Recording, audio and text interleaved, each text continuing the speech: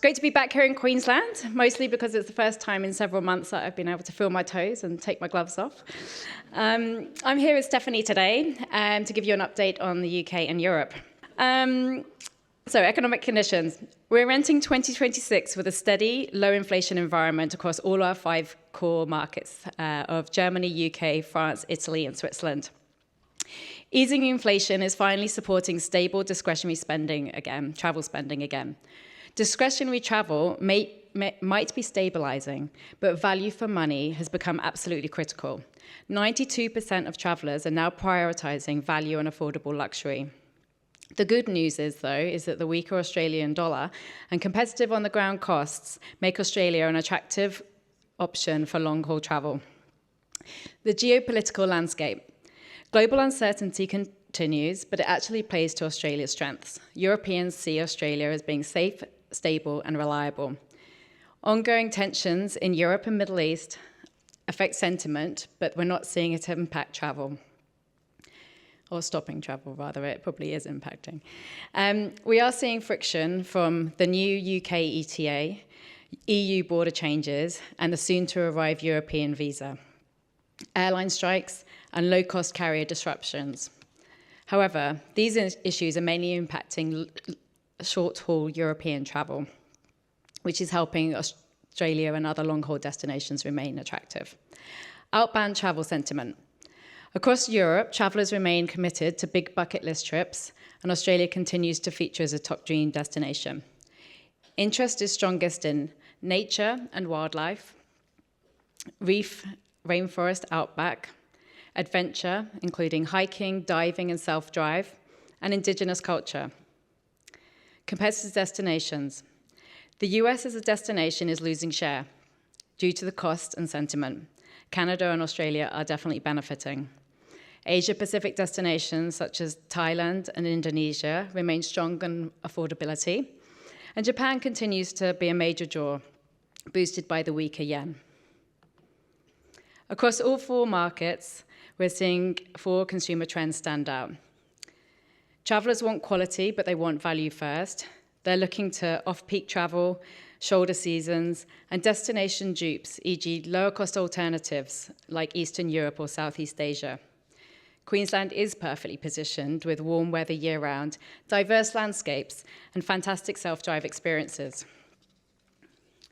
Demand for nature and conservation and indigenous experiences is strengthening, and rail travel continues to be a trend in the UK. But we're actually also seeing German operators saying that they're seeing some interest in rail journeys too. AI adoption, as we've heard, is accelerating across our markets and is being used alongside social media and trip planning. OTA usage has also been on the rise, but we are still seeing an increase and growth with our traditional tour operators. Events, extended stays, and pleasure. Sporting and cultural events remain major travel triggers. In France, remote working is lengthening holidays. Germans are preferring shoulder seasons. Event travel from the UK to Australia has been strong this year, with both the Lions and the Ashes contributing.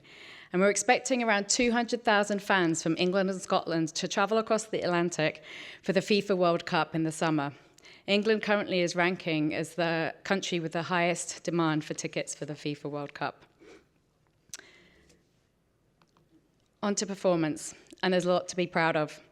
We're seeing record growth across multiple markets. In the UK, a 24% year-on-year increase in spend. The UK has achieved a milestone. We're moving into 3rd position on total expenditure behind New Zealand and China. Queensland is also the number 2 destination for UK travellers in Australia after New South Wales. I'll give you a quick breakdown because this slide is an aggregate of Europe, but France is up 48% on spend, coming from longer stays and strong VFR visiting the many working holiday makers. Italy is up 37% on spend and plus 63% on visitation, which is massive momentum. Switzerland is up 43% on spend and up 38% on visitation. They're high-value and experience-led travellers. Germany is a stable holiday segment who are travelling for longer and dispersing widely. So British and European travellers are staying longer, spending more, and dispersing widely across the state. This year, aviation is one of our biggest tailwinds. Hub capacity into Queensland from Singapore, Doha, Dubai, Hong Kong, and Kuala Lumpur is up 9% compared to the 7% Australia average. We're seeing more seats, more competition, better fares, and stronger conversion. I'll pass you over now to Steffi to talk through European and distribution insights and activities. Thanks, Cassie. Hello, everyone. It's great to be back in Brisbane. For those who don't know me, I am TQ's Regional Manager for Europe and based in Germany. And as you've just heard from Cassie, this year for us in Europe, it's all about transformation. It's all about Europe evolving really fast, about high-value travel and long-stay travel. Across Europe, the way travelers plan and book is really continuing to change. What we see at the moment is a real multi-channel behavior. We see that people no longer just use one booking platform, but they use OTAs, they use traditional players in market, but they also book through retail. And we also see a clear trend of price over loyalty, especially in Germany. On the OTA and meta side, we are working with established players like Kayak, Skyscanner, Get Your Guide, and eDreams. Platforms like Kayak are no longer used just for the bookings of the activities. They are now also used for inspiration, for trip planning, but also, and that is quite new to me as well, for bookings through travel agencies via discount codes. We also hear more and more of our traditional players saying that, for example, Boomerang is now booking their activities through Get Your Guides as well. And we have new partners like Journaway who have direct interfaces. Secondly, we are also responding to the surge in camper van travel, and that's especially across Germany, France, and Switzerland. We have OTAs such as Camper Days, and what we are doing more and more is really moving beyond the simple vehicle sales. We are trying to include activities in those itineraries and trying to include accommodation as well. Moving on to our traditional players, there's a few changes that have been happening over the past year. Explorer is now majority owned by Schauinslandreisen, and that gives us access to about 5,000 new travel agencies across Germany. I think very interesting for everyone is also the change around Der Tour and Hotel Plan in Switzerland. About a year now after the acquisition, the decision has finally been made that the Travel House brand will be dissolved and the Oceania department will be integrated into Kuoni Swiss. So that's a very exciting or interesting move that we are watching. We also have a lot of emerging partners. A very exciting one to watch is Journaway. Journaway is a very dynamic player, and they focus on the Gen Z and millennial markets with a very new model, especially for Germany, built around very flexible bookings and daily rates. And with this, they can offer a trip to Australia for about 4 weeks at 3,000 euros, including flights.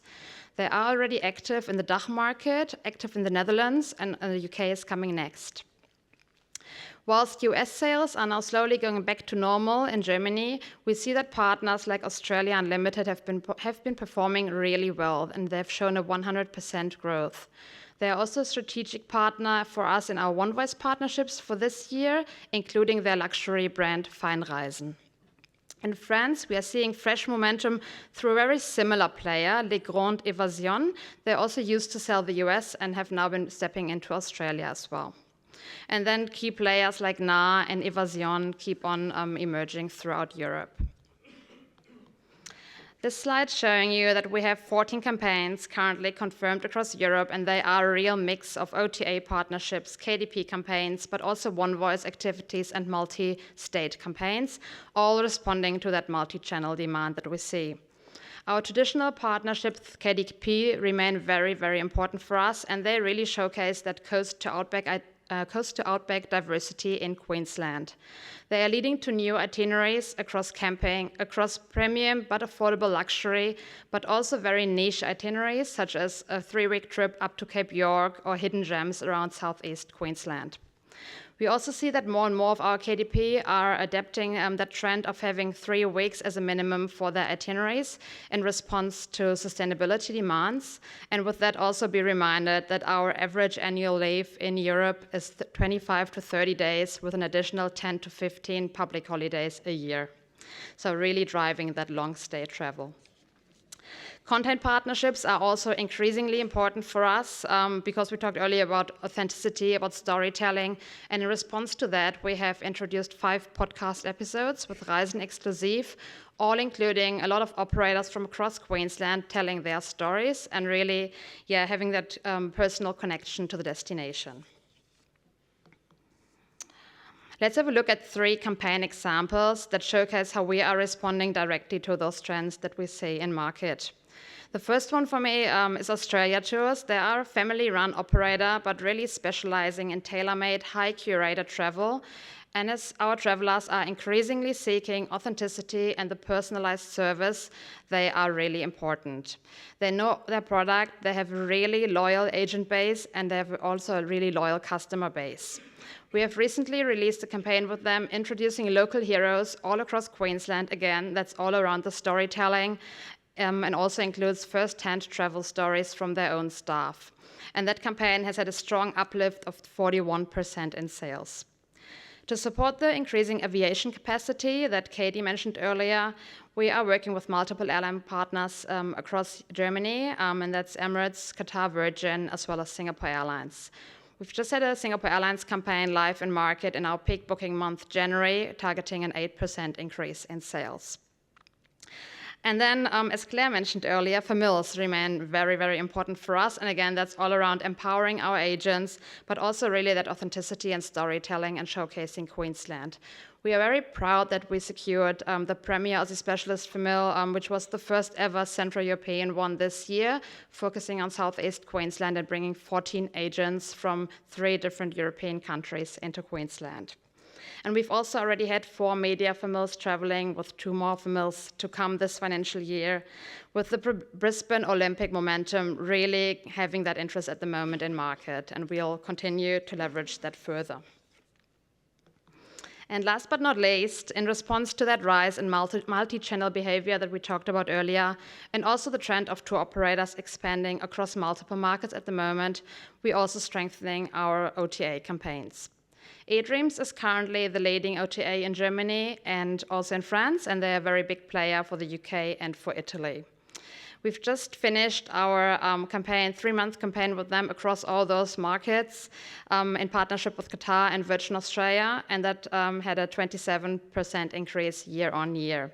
And that really ensured also that Queensland remained visible across those very price-sensitive markets where online booking platforms are becoming more and more important. And with this, I'd like to hand back over to Cassie to talk through the UK. Thank you.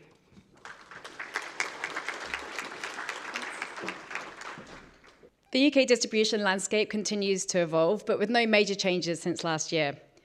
TQ has continued to expand beyond traditional operators to reflect shifting consumer behaviour. We're seeing growth from mass market operators and partners like Hayes Travel, who have now officially launched their long-haul programme, with Australia being the hero destination. We're also leaning into OTAs with partnerships with Expedia, Get Your Guide, Trip.com, Skyscanner and eDreams.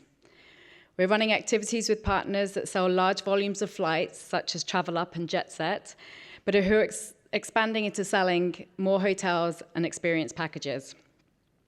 Many partners are diversifying away from selling the US and are leaning harder into selling Australia and Oceania, such as Tropical Sky. Luxury FIT travel is booming, and partners such as Kuoni and Scott Dunn are seeking high-quality products. Trailfinders remains our largest retail partner. Current booking is pacing up double digits for revenue year on year, which is really positive given the record year we had with all the sporting events. There's been a few changes with some of the partners' focuses. Audley Travel remains an important partner, delivering strong sales. However, they have paused all paid partnership activities. They streamline their priorities whilst they undergo a strategic review, which might include a potential sale. Prestige Travel was purchased by Tropical Sky's owners in December, and they will continue to operate as separate brands. Flight Centre UK is currently undergoing a period of transition, with recent changes across their product and marketing teams. We're awaiting further clarity on their forward strategy and their plans for promoting and selling Australia. Our FY26 programme is our strongest yet. We have airline partnerships with Cathay Pacific, Singapore Airlines, Qatar Airways and Virgin Australia. We're supporting activities in the works with Malaysian Airlines and China Airlines. Currently have over 30 campaigns and partnerships confirmed in the UK, and we're working with BEDA on a few of these. PR activity has been exceptional, with 118 articles so far in half one. Last year, the Queensland episode of Gary Barlow's Australia on ITV, the Queensland episode was the most watched episode of the series, with 500,000 Brits watching it live in the first week, and many more since on catch-up TV. So, my favourite topic. The British and Irish Lions Tour proved how powerful sport is for Queensland. As Anthony mentioned, everyone in Brisbane on the day of the test saw how the city was awash with red. But it wasn't just Brisbane that benefited. It was the entire state. I saw red jerseys and heard Lions chants all over the state when I was here. Most regions of Queensland had record UK spend in July during the tournament. The Play On in Queensland campaign that we ran successfully positioned Queensland as the must-visit destination for rugby fans, using data-driven targeting and creative storytelling to drive awareness, engagement, and conversion. 65% of travellers who booked an official Lions tour package to Australia during the campaign included Queensland in their trip. This is 47% higher than the average Queensland inclusion rate for the UK.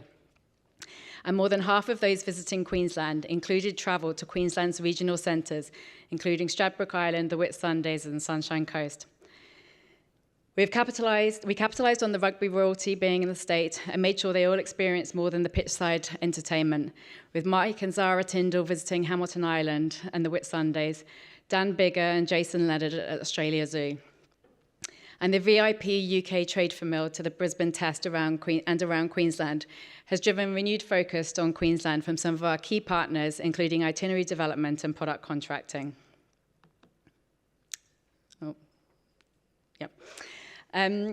Queensland is Calling was a success with 61 buyers in Palmer and over 2,000 appointments. And a further 100 agents were met with in Cologne and Manchester. Marketplace and Queensland is Calling remain important anchor moments in the calendar. However, they are most effective because they are supported by year-round training, campaign-linked education, familial activity, and ongoing agent engagement by our teams in the UK and Europe. Frontline knowledge still has a huge impact on what gets sold. In the first half of FY26, we have trained and educated over 900 UK agents and 315 agents in Europe and met with 100 highly knowledgeable customers in Switzerland. And when Steffi gets back, she's straight to Berlin for ITB in the first week of March. Looking ahead, there's three major opportunities that stand out. Capture demand. We must be omni-channel and AI ready to meet travellers where they're planning and booking. In Germany and France, think sustainability, indigenous culture and self-drive. In Switzerland, premium, long stays, and small group nature and wellness. In the UK, adventure, trains, self-drive, and value-led luxury. And not forgetting our working holiday makers and capturing their dollar.